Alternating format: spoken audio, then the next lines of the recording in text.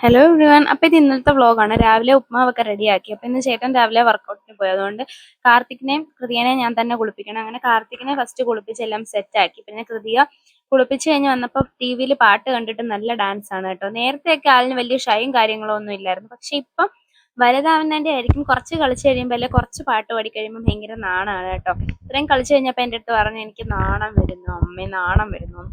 അങ്ങനെ പിന്നെ അതൊക്കെ കഴിഞ്ഞ് ഇതാ ചെറിയൊരു വെട്ടം വെളിച്ചം വെയിൽ എന്ത് വേണേലും പറയാം. വെയിലെന്നൊന്നും പറയാൻ പറ്റത്തില്ല. വെയിലൊക്കെ കണ്ടിട്ട് ആലപ്പുഴ ജില്ലക്കാർ കണ്ടിട്ട് ദിവസങ്ങളായെന്ന് എനിക്ക് തോന്നുന്നു. അങ്ങനെ ഉള്ള വെട്ടത്തില് തുണിയൊക്കെ ഒന്നും കൂടെ ഉണക്കാം എന്ന് വിചാരിച്ചതാ. രണ്ടുപേരും എന്നെ സഹായിക്കുന്നുണ്ട് കേട്ടോ. ഒരാളെടുത്ത് ഒരാളുടെ കയ്യിൽ കൊണ്ട് കൊടുക്കുമ്പം കൃതിയാണ് എൻ്റെ കൊണ്ട് തരുന്നത് കേട്ടോ. കാർത്തിക്കും ഉണ്ട് അപ്പുറത്തെ സൈഡിൽ. അങ്ങനെ അതൊക്കെ കഴിഞ്ഞ് ഉച്ചയൊക്കെ കഴിഞ്ഞപ്പോൾ ദാ എൻ്റെ സിസ്റ്റർ വന്നു ഗൈസ്. കുറച്ച് നാളായിരുന്നു പുള്ളിക്കാരി വന്നിട്ട്. അങ്ങനെ പിന്നെ ഞങ്ങളിങ്ങനെ അമ്മയെ വിഷമിച്ചിരിക്കുകയാണ്, വേറെ ഒന്നുമില്ല. ഞങ്ങൾ തമ്മിലുള്ള സൗന്ദര്യ പിണക്കമാണ് ഗൈസ്. ഞങ്ങൾ അമ്മയും മക്കളും, mom and two daughters combo. It's very nice no. അങ്ങനെ അതൊക്കെ കഴിഞ്ഞപ്പോൾ അതാ ചേട്ടൻ ഇന്ന് വന്നപ്പം കുറച്ചധികം പാത്രങ്ങൾ കൊണ്ടുവന്നു. ഇത് ഞാൻ ആക്ച്വലി കാണിക്കണം എന്ന് വിചാരിച്ചതല്ല. പിന്നെ ഞാനിത് സെപ്പറേറ്റ് ഒന്ന് വാഷ് ചെയ്യാൻ വേണ്ടിയിട്ട് ഡൈനിങ് ടേബിളിൽ തന്നെ വെച്ചേക്കായിരുന്നു. വൈകുന്നേരമൊക്കെ ആകുമ്പോൾ ഫ്രീ ആയപ്പം ഒന്ന് വാഷ് ചെയ്യാന്ന് വെച്ചു. പിന്നെ ഇതുപോലെ ഒരു ബോക്സ് കൃതിയുടെ ബർത്ത്ഡേക്ക് ആരോ ഫുഡ് കൊണ്ടുപോയപ്പോൾ ഇവിടുന്ന് കൊണ്ടുപോയി ഗൈസ്. അപ്പം തൊട്ട് ഞാൻ വാങ്ങണമെന്ന് വിചാരിച്ചാണ്.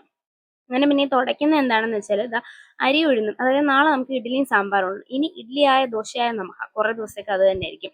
അങ്ങനെ ഇതെല്ലാം ഉണ്ടാക്കി കഴിയുമ്പോൾ ഉള്ള പ്രത്യേകത എന്താണെന്ന് വെച്ചാൽ മാവ് അരച്ച് കഴിയുമ്പോൾ എല്ലാവരുടെയും കാര്യം എനിക്കറിയത്തില്ല, ഞാൻ അരച്ച് കഴിയുമ്പം ഷെൽഫെല്ലാം നല്ല സൂപ്പറായിട്ട് വാവ് ആയിട്ടിരിക്കും.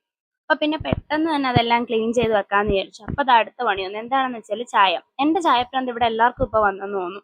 അങ്ങനൊന്നും ഇല്ലേ.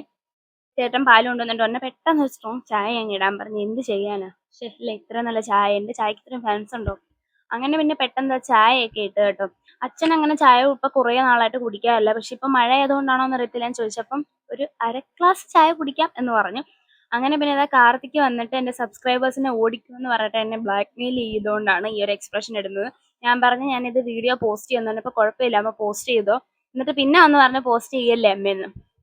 എന്തായാലും ഞാൻ പോസ്റ്റ് ചെയ്യുകയാണ് കേട്ടോ. ഇത് കാണുമ്പോൾ എന്താണ് റിയാക്ഷൻ എന്ന് എനിക്കറിയത്തില്ല. അങ്ങനത്തെ ഈ ഒരു സ്റ്റെപ്പ് മാത്രമേ പുള്ളിക്ക് അറിയത്തുള്ളൂ. അങ്ങനെ പിന്നെ ചെറിയൊരു അടിയൊക്കെ കൊടുത്ത് ഞാൻ വിട്ടു. പിന്നെ ഇതാ ഞാൻ എനിക്കുള്ള ചായ കുടിക്കുകയാണ് കേട്ടോ.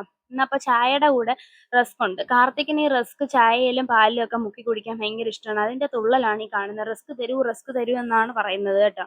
അപ്പോൾ കൊടുക്കാമെന്ന് പറഞ്ഞപ്പോൾ പിന്നെയും സ്റ്റെപ്പ് ഇട്ടു. അപ്പോൾ പിന്നെയും ഞാനൊരു ചെറിയൊരു തമാശയ്ക്കൊരു അടിയൊക്കെ കൊടുത്തു. അങ്ങനെ റസ്ക് ഒക്കെ കൊടുത്ത് അവനെ പറഞ്ഞു വിട്ടു.